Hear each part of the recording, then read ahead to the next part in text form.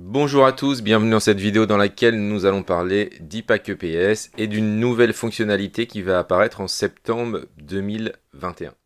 Et donc cette nouvelle fonctionnalité concerne la gestion de l'attestation scolaire du savoir nager. Alors rapidement, qu'est-ce que c'est? C'est sorti au BO du 12-10-2017 et l'attestation du savoir nager est définie par l'arrêté de 9 juillet 2015 et donc validée prioritairement en CM1, CM2 ou 6e. Et donc, on passe sur le test. Elle doit être délivrée par le directeur de l'école ou le principal du collège et signée par le professeur des écoles ou un professionnel qualifié à l'école primaire ou le professeur d'éducation physique et sportive au collège. Et ce permettra à l'élève d'accéder aux activités aquatiques dans le cadre des accueils collectifs de mineurs. La gestion de l'attestation scolaire n'avait pas vraiment d'outils pour faire ça. Chacun essayait de faire des petits fichiers Excel par exemple.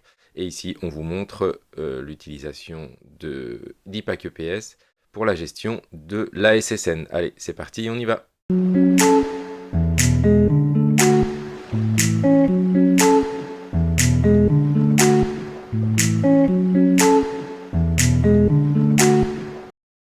Alors tout d'abord, pour l'instant, IPAC EPS, au moment où nous faisons la vidéo, est disponible dans 10 académies.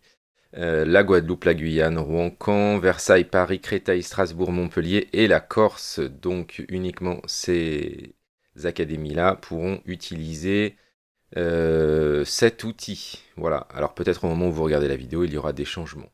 Première étape, on va vous montrer comment on accède à IPAC EPS. Alors, pour vous rendre sur IPAC EPS, c'est un petit peu différent en fonction des académies. Pour l'académie de Rouen, il faudra vous rendre sur le portail Arena à l'adresse suivante, donc c'est bv.ac-rouen.fr. Donc attention, c'est un petit peu différent en fonction des académies. Ensuite, vous saisissez votre identifiant et votre mot de passe académique. Puis, vous allez dans Enquête et pilotage sur la gauche et vous allez avoir IPAC EPS avec le nom de votre académie. Professeur et l'interface professeur, voilà. Vous cliquez ensuite sur ce lien et vous allez arriver ici avec votre ou vos établissements. Vous cliquez sur Entrée, vous choisissez la bonne année et vous recliquez sur Entrée. Et voilà, on est rentré dans IPAC EPS. Alors on va être obligé de vous montrer ça avec des petites captures d'écran envoyées par nos deux chers Fabrice Bruchon et Franck Sacco, qui développent l'outil, puisque la fonctionnalité n'est pas encore implémentée. Alors voilà comment ça va se présenter. On aura la possibilité de choisir notre groupe, ici par exemple les 3e 1, et on aura la possibilité d'avoir une petite case à cocher par élève avec le niveau acquis. Donc si le niveau est inconnu, parce que l'élève n'est pas venu, il était inapte, il est arrivé en cours d'année, et l'élève a l'ASSN qui a été non validé ou l'ASSN qui a été validé. Voilà, et ensuite vous cliquerez sur enregistrer. On peut avoir ensuite l'historique ici de son archivage à partir du moment où il est arrivé au collège. Attention, on a demandé une petite évolution qu'on verra en fin de vidéo, donc bien sûr il faut rester jusqu'à la fin pour pouvoir avoir cette nouveauté là, puisque ça a un tout petit peu changé. Le principe, puisqu'on doit du coup imprimer un diplôme aux élèves, voilà ce qui va se passer. On va avoir automatiquement un publipostage, c'est-à-dire qu'il va prendre la liste de mes élèves de 3e 1 par exemple qui sont validé, et donc il va m'imprimer un diplôme personnalisé avec ici le nom, le prénom de l'élève, sa date de naissance, le collège, voilà, avec le professeur qu'on pourra aussi saisir ici. Enfin voilà, tout est prévu pour que ça corresponde exactement à ce dont nous avons besoin. Petit diplôme en recto verso. Voilà. Donc ça c'est vraiment très intéressant. On saisit au fur et à mesure de l'année, et en fin d'année, au milieu d'année, quand vous voulez, vous imprimez les diplômes et vous n'avez plus qu'à les signer. Ce qui nous intéresse dans tout ça, c'est que on peut aussi archiver les données. Du coup, les données, elles vont pas s'effacer d'une année sur l'autre. On va pouvoir les archiver.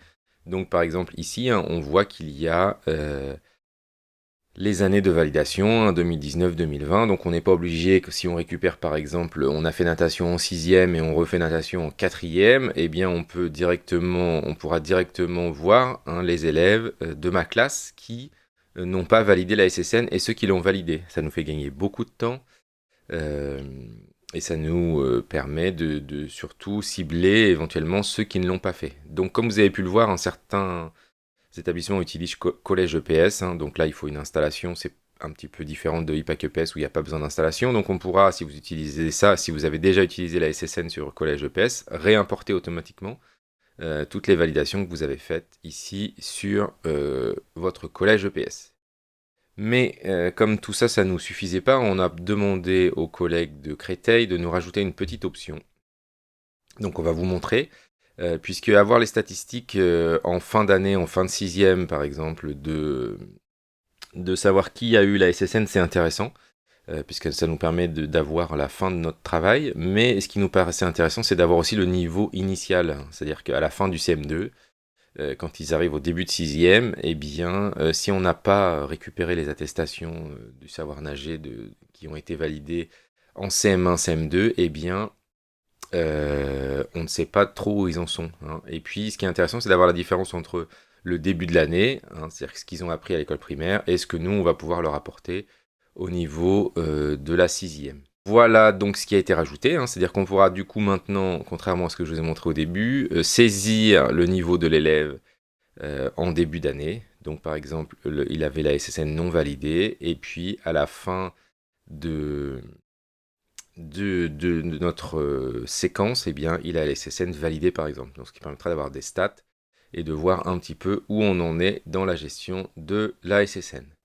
Si vous avez besoin d'évolutions encore complémentaires, hein, n'hésitez pas à les mettre dans les commentaires de la vidéo et on fera suivre à Franck et Fabrice qui se feront un plaisir d'ajouter cette fonctionnalité ou ces fonctionnalités. Merci à tous et à bientôt. Vous pouvez suivre l'actualité du pôle numérique sur Dailymotion, YouTube, Twitter et Facebook. N'hésitez pas à mettre un pouce bleu, à partager et à commenter cette vidéo. Merci à tous et à bientôt.